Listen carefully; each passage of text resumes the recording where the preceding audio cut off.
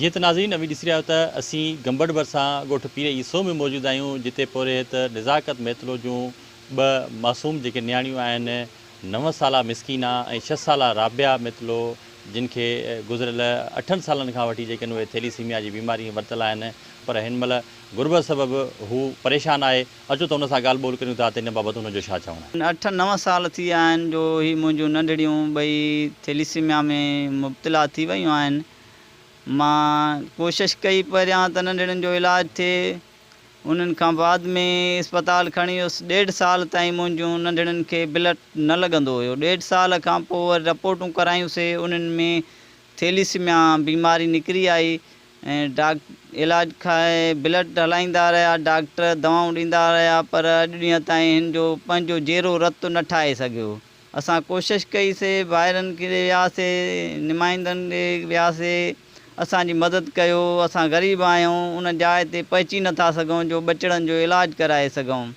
उहा अस्पताल NIBD Karachi hospital आहे, उते अस्पताल आहे ताहिर शमसी साहब जन जी, जिते बोन मेरो ट्रांसप्लांटेशन थींदो हॾे जी मिख जो, पोइ ॿाहिरां रतु ठाहींदा। हाणे उन जाइ ते असां पहुता आहियूं, ग़रीबी हाल आहे, पर हिन वक़्तु असांखे एतिरो बि न आहे जो उते जॻह वठी का रहाश करे ॿचड़नि जो इलाजु कराए सघां।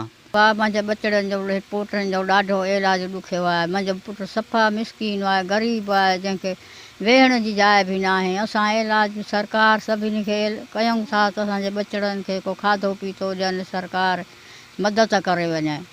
असां मिसकीन आहे, मुंहिंजो ॿचड़ो जंहिंखे का शइ बि न आहे, घर बि मींहुं वसाए थो त ॿचड़ा ॾाढो ॾुखिया सां गुज़ारनि।